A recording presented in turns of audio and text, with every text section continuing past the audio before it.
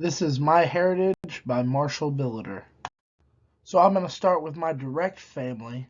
So on the left, there's my mom and dad, who my mom works in mental health with my cousin, and she is in the leadership at her church. And my dad works as a civilian contractor with the military. He's an ex-Army Ranger and former football coach, and he is a licensed minister at the church as well. Between my brothers and I, we all are very diverse and different people, but we're all very similar in our own ways. My older brother Michael, who's pictured on the far right, he's married. He does leadership for his church with his two daughters and his wife. He's a coal miner by day. I am a wrestling coach currently and an aide at Russellville, the fifth grade, the intermediate school there. My younger brother, very close to me in the photo on my left, is Logan. He is in the United States Air Force. I believe he is officially E5 or E6 sergeant. And the really big one on the far left in the middle photo is Carson. He's my baby brother. He's 3 years younger than we are, or 3 years younger than Logan, 5 years younger than me. And he is also a high functioning autistic child, so we had a whole bunch of learning to do with helping to raise him. When I think of my family's identity, I can boil it down to three words, which are dedicated, patriotic, and faithful. This is just a couple of the photos, but there are a lot more that I didn't have access to, but I definitely know about. A large amount of my family is military.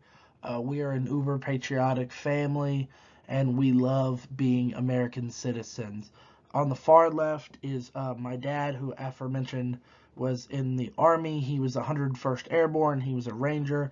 That's him on the third photo on the right there. When he was in the Army, his brother, my Uncle Jamie, who's the taller guy with the beard in the far left photo, he was in the Navy for 24 years, retired as a Master Chief, and was on SEAL Team 6, the famous SEAL Team 6, briefly. And then in the photo of my brother Logan, and that's my grandfather Pap, that's on my mom's side. He was in the Air Force during Vietnam. My brother's in the Air Force currently.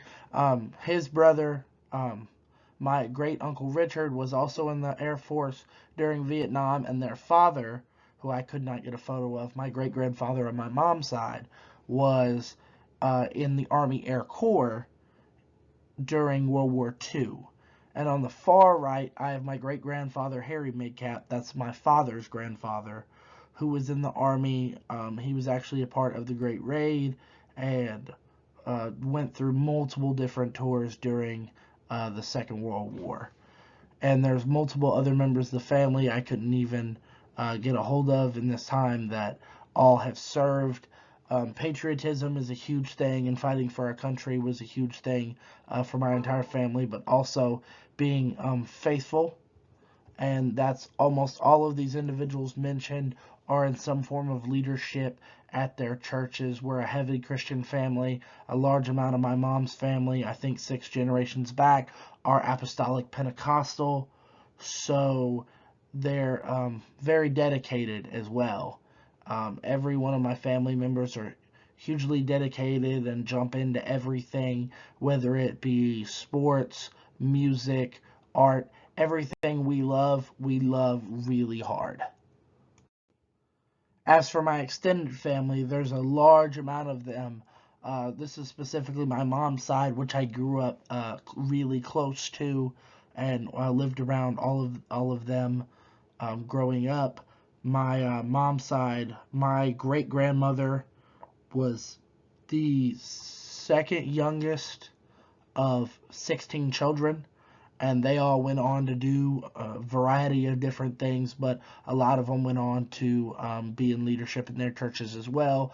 two specific ones that I got to spend a lot of time around later in my life, my late teens, to get to know and spend time with around was Don Grace, who is the old guy in the photo on the right of the two smaller photos, and on the left, that's my cousin Eddie Pennington, both of which are in the Thumb Pickers Hall of Fame, the National Thumb Pickers Hall of Fame, not just the Kentucky Thumb Pickers Hall of Fame, for playing folk music and bluegrass music specifically. They've played with some of the best around, all the way up to Chet Atkins, and Don actually got to play with Elvis whenever they were both in the Army together.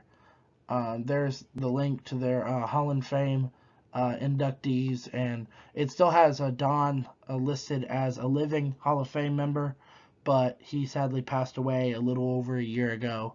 But he was 89 and lived a full life. The crazy stories I got to hear from all of these different people about their lives and playing music across the country and just all the different things they did is always amazing to me, and I'm always trying to pick their brains.